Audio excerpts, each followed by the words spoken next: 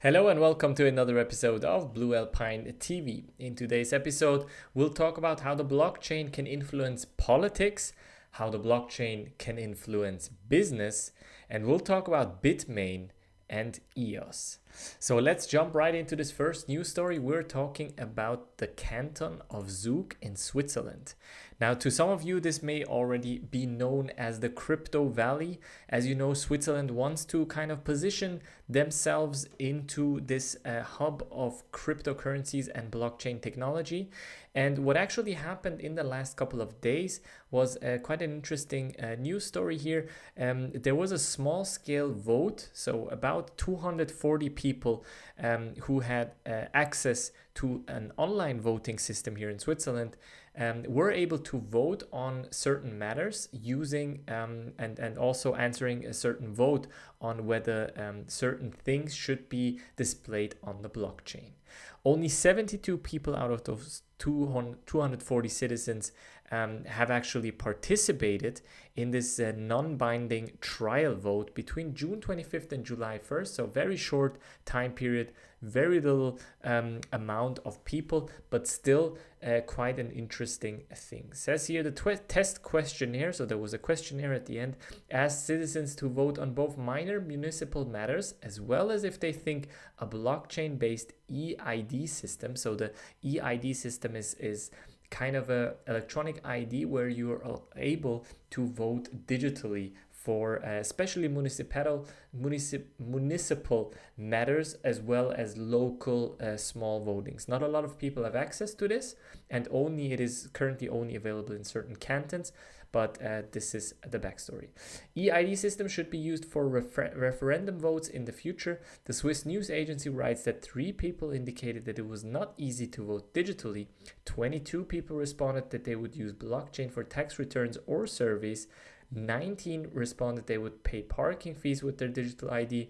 And 3 said they would use it for borrowing library books.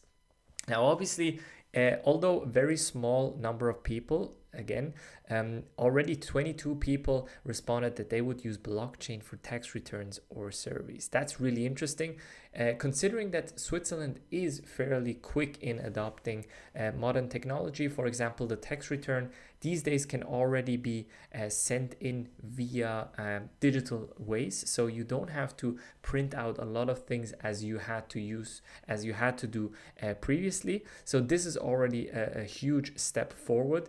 Now, how would they use blockchain for tax returns? That's the other question. Maybe in a kind of blockchain system where they can track certain amounts in the past and certain tax returns. So not really sure whether blockchain would be like the perfect solution to this, or whether just database could solve this problem. But still, I think it's a very positive thing to test out these things, to ask people to get feedback, and depending on those feedback things to actually iterate on top of it. Now, this just shows you that by participating and working with the government and telling them and giving them feedback and telling them your opinion and going to those events, that you can influence certain parts in your daily life. Now, this might be very specific to Switzerland, but I'm pretty sure that in other places in the world, you will be able to do stuff like this as well. So keep your eyes and ears open when you hear about this stuff happening close by. Now, blockchain can not only influence politics, it can also influence business, obviously. And what is really interesting here, although the headline is a bit of a clickbait headline, it says here, Philippines Bitcoin exchanges outperform traditional finance platforms. So the Bitcoin exchanges and cryptocurrency businesses in the Philippines have been outperforming traditional financial platforms in popularity and user activity throughout 2018.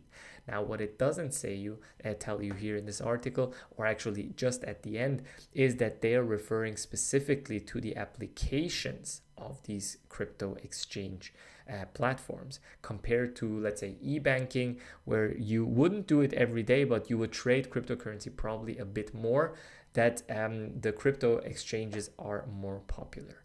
Now, the Cagayan Economic Zone Authority, the CEZA or the CEZA, an economic zone in the northern part of the Philippines supported by the government, will embrace up to 25 cryptocurrency exchanges with friendly regulations and tax policies. Now, already in the past, the Philippines have been quite open when it comes to cryptocurrency businesses, and they are actually, I think, one of the, says here, even was one of the first authorities to officially recognize digital assets as a form of money and legitimize the cryptocurrency sector. More than 15 months ago, with a forward-thinking approach, the Philippine Central Bank said while it does not intend to directly endorse Bitcoin or any other digital asset, it will recognize virtual currencies as a means to deliver financial services and payments. So considering that in the Asian market, you specifically only have Singapore that is fairly neutral when it comes to cryptocurrencies, this is a very positive thing coming out of the Philippines. Now you have different businesses and a lot of like main cryptocurrency businesses starting and popping up in Asia. So this is exactly how you can kind of position yourself as a country to become a hub. Because if you allow these businesses to create their hubs or kind of create headquarters in your country, they will create jobs, they will bring in new people, they will bring in taxes and all of these things. So it kind of makes sense to stay a bit, be reluctant in terms of regulatory measures, but as well not be as harsh when it comes to regulatory things when it comes to cryptos. Now it says here, with more than 1 million users on its Android application alone, coins.ph also became a top 10 domestic applications in the Philippines, surpassing the growth rate of financial platforms and other fintech applications. Now again, coins.ph is a specific startup to the Philippines, but they have also launched in Thailand and Malaysia as well, as far as I know, and they have a lot of money backing by Naspers, which is an internet giant based in South Africa. Now, last but not least, another day or another week, another EOS drama. Although it's not really drama, I think it is quite an important news story. So it looks like Bitmain, which is normally the producer of hardware mining equipment for Bitcoin and other cryptocurrencies, will become a block producer for the EOS network. So the China-based firm, best known for producing cryptocurrency mining hardware, received a sufficient number of votes to become an active EOS block producer, which allows it to receive compensation for processing transactions and enforcing the network's constitution.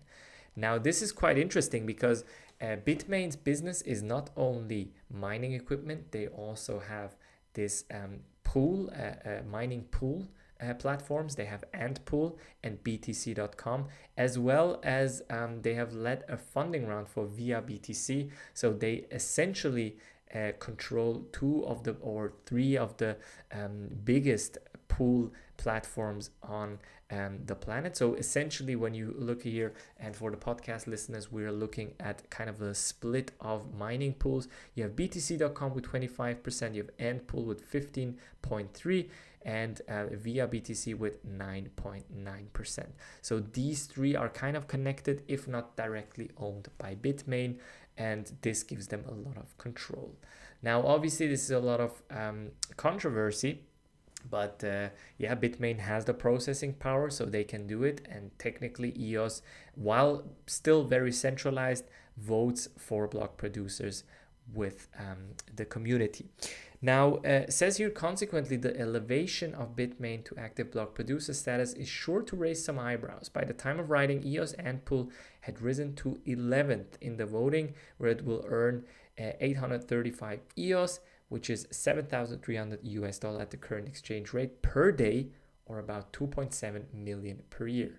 Now, this sounds like a lot, but keep in mind that Bitmain has brought in over 2.5 billion in revenue, and I think a lot of it is profit. Actually, I might be wrong here, but I thought it's 4 billion in revenue and around 2 billion in profit, but I could be wrong. But that's a lot of money. Now, while you might think, well, Bitmain is quite controversial because it controls all the processing power, and EOS is a bit problematic because it's so centralized, keep in mind that cryptocurrency exchange Bitfinex is actually on rank 10. And although presently ranks first in the block producer ratings. I'm sorry, they're even first in the ratings, meaning they're earning over 9,000 bucks per day, which amounts to nearly 3.3 million over the course of a calendar year. So Bitfinex is also in there, and Bitfinex, as you know, also fights with some controversy regarding Tether and all of these things. Now, the EOS experiment, in my opinion, quite interesting. I just believe we have to wait and see what exactly happens with EOS. I always say I'm not for or against EOS. I believe it's a very interesting thing that is going on right now with these controversies and with these drama and all of these things. But I think we are literally seeing an organization in the works, and maybe the end result will be very, very beneficial for all of us.